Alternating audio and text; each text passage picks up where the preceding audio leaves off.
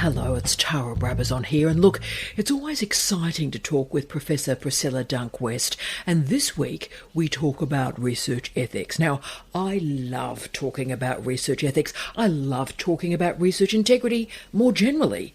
But I am unusual. Whenever I mention research integrity in a meeting, the response is silence, sighing, and scrolling through social media.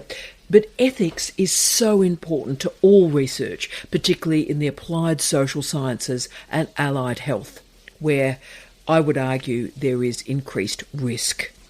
There is potential for harm. So for me, some of the most innovative research is emerging in the theorisation of harm. I think of the great work of Thomas Raymond, Steve Hall, Simon Winlow and Oliver Smith, where harm is located in the contexts around research. But let's talk with Priscilla. She is an international expert in ethics. I'm excited, so let's all learn from her. Now, Priscilla, I am so excited to talk to you about ethics. And look, we'll start, if we can, right back to basics. I've been having student meetings this morning. And look, higher degree students, they emit all sorts of noises when ethics clearances and filling in ethics protocols comes in, and the paperwork and the processes that are involved in ethics. It's sort of those sort of like, no, why? Those sort of grunty noises. Now, why do ethics clearances exist for research? Why do we put our students through this? Why do we put ourselves through this? That's a good question. And I think even research high degree students probably see ethics committees as a bit of a nightmare, to be honest. But also researchers also see ethics committees as, I've got to do ethics, or I've got an ethics modification, or I've got to change this, or it's come back. And ethics committees, so ethics are concerned with, you know, how we are towards each other, how we act towards each other, right? That interaction. And as researchers, research ethics is about how should a researcher, or how ought a researcher act in the process of doing research? What are our responsibilities to the people with whom we do research? And so it's that I think if we take it back to basics, thinking about that. So ethics committees exist to help protect people, I think. And they exist because of all of the unethical things that have been done, historically speaking, in the name of research. Wow. And we could go into that, but it would take forever. Yes. But yes, I think in short, Nazis. That's just why. One word, Nazis. That's right. You know, and an interesting ethical dilemma about that is that, you know, some of these experiments on people were published, and then what happens to that knowledge? Should we use it? Should we use that knowledge that was, you know, taken through violent means? So, you know, there's responsibilities to the people with whom we work in ethics. Ethics committees are there to go, hey, have you thought about this? What about consent? Are people going to want to give consent to this? How do they give consent? Is there any harm? And so really that's the process. Unfortunately, what happens is we've got a very bureaucratic, heavy process for doing that, involving filling out forms. Yes, and can I say, but I love your focus on harm, and we're going to return there, and it's harm to human beings, harm to animals, harm to the environment, and the relationship between the three. So it's astonishingly important. And as you've said, there's a great politics to citation there about we've got this, and we see this so often in criminology and sociology in particular. Something was a little bit dodgy, and yet remarkable insights were created through it. But what do we do about that? So it's about logging the ethical missteps while validating the knowledge, I think. But again, you might disagree with me on that. No, I agree. Yes. Yeah. It's an interesting one. But ethics committees are really busy committees. I have enormous respect for colleagues on ethics committees. I try and leave them alone for other governance committees because they're so frantic and they're overworked. So for colleagues, particularly early career colleagues who are listening to you and so inspired by you as they should be, what sort of benefits exist, do you think, to a career, particularly an early career researcher, to join an ethics committee?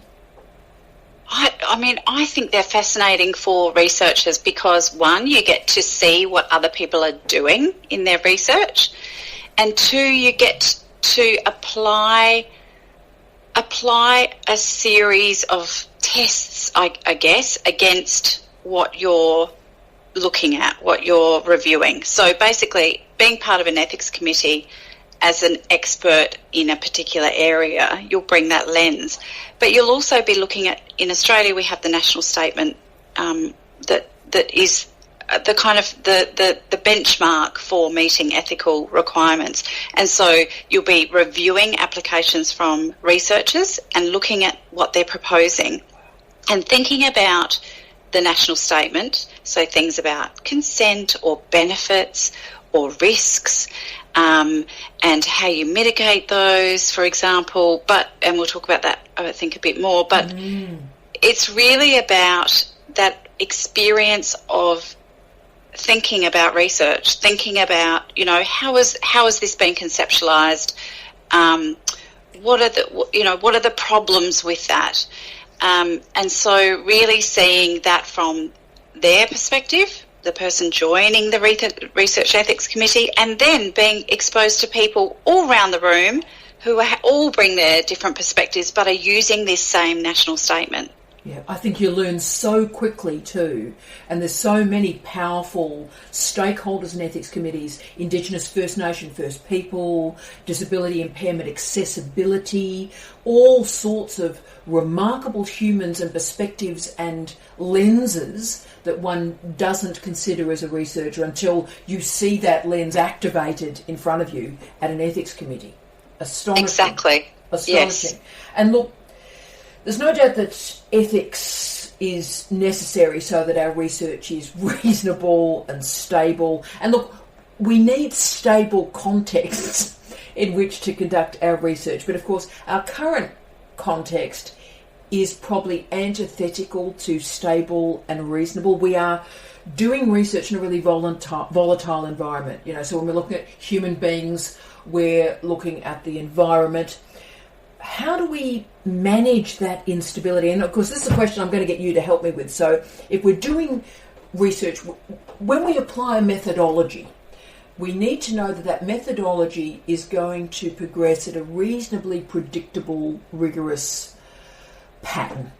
And in our volatile environment at the moment on planet Earth, it's difficult to create that predictable, calm pattern. So how the hell do we manage research ethics when the context is so changeable?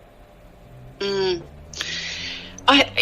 processes that account for change. So ethics modifications, for example. Yeah. So think about COVID, right? I'm a researcher. I decide to go out and conceptualise a research project that involves me in person, meeting with people, spending time with them, talking to them, and then I get ethics approval, and then all of a sudden the pandemic hits and I can't do the research. I can't go into the field. And so a modification might enable me to do that through digital means. So I might use lots of researchers switch to Zoom during that time and maybe recorded via Zoom, which is another ethical consideration. How do you protect that data?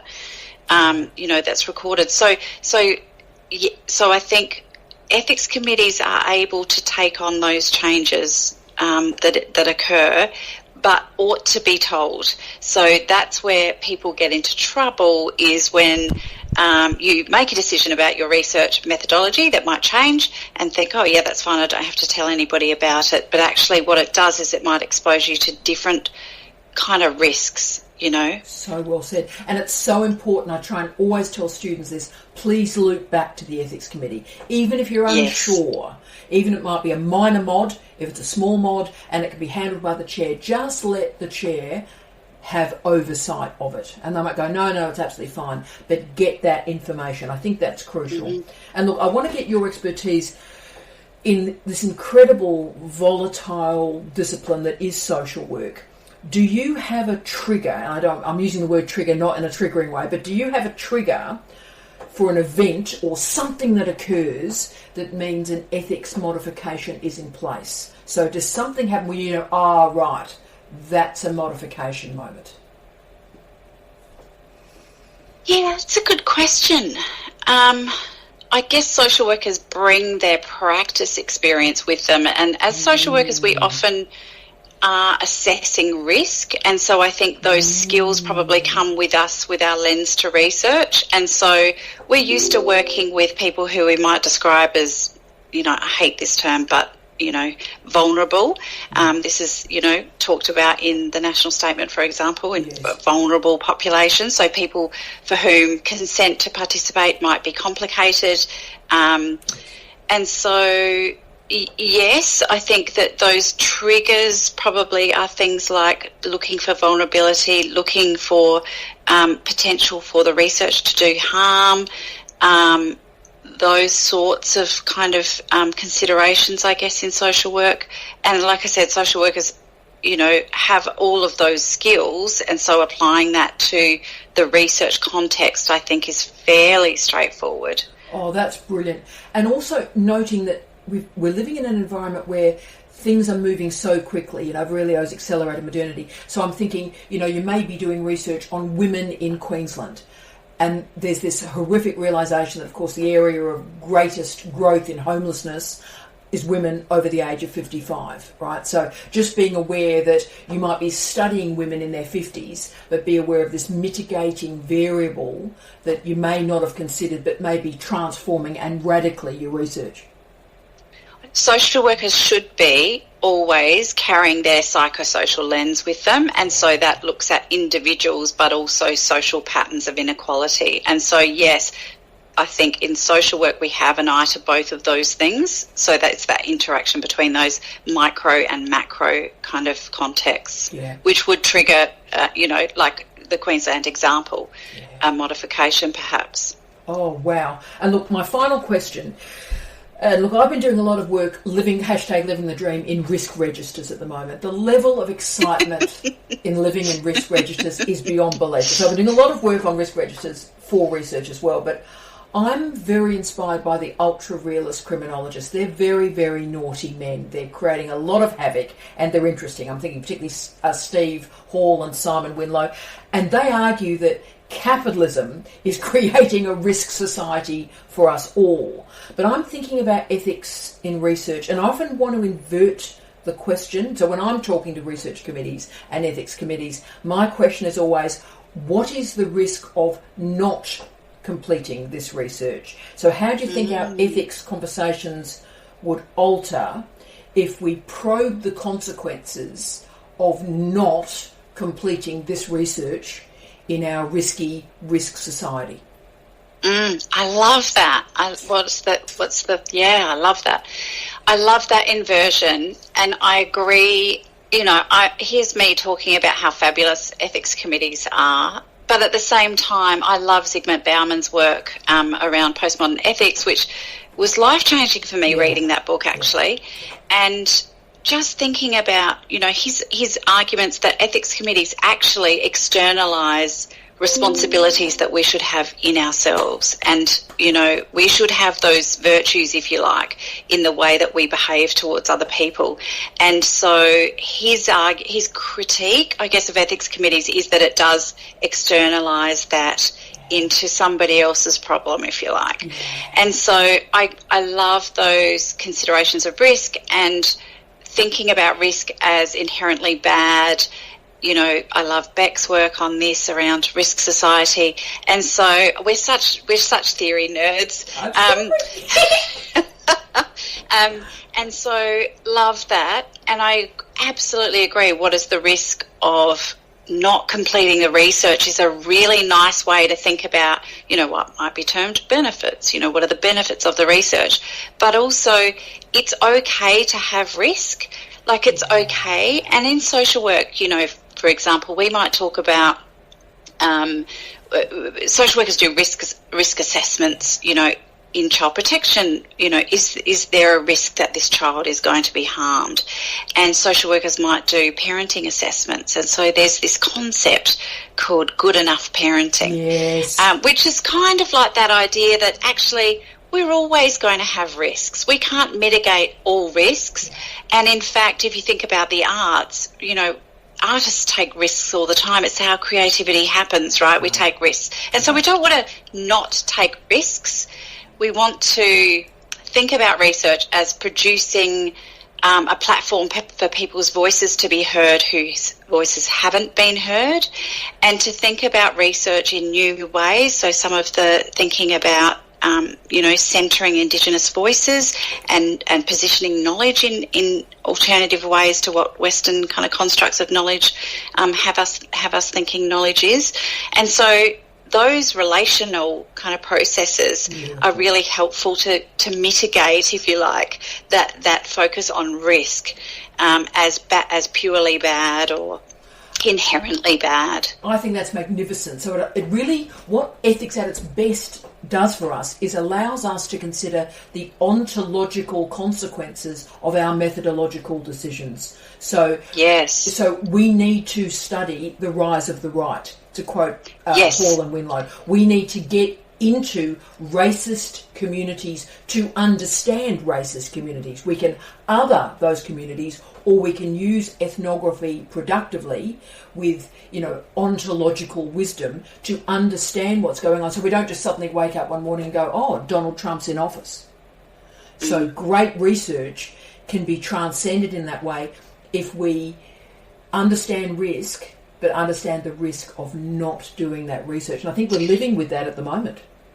Absolutely. And I think that approach, I love that idea of you want to tackle the trickiness. Yeah. You want to tackle the kind of complexities and messiness and the hard stuff to understand it. And that's the curiosity that researchers have to have, right? Yeah. That curiosity about the world and better understanding the world. You're a superstar. And so you transform and you transcend, which you do every single day. I've loved every second of this. Thank you for being you. And we'll have another interesting conversation, I think, next week. Yes, fabulous. Thank you.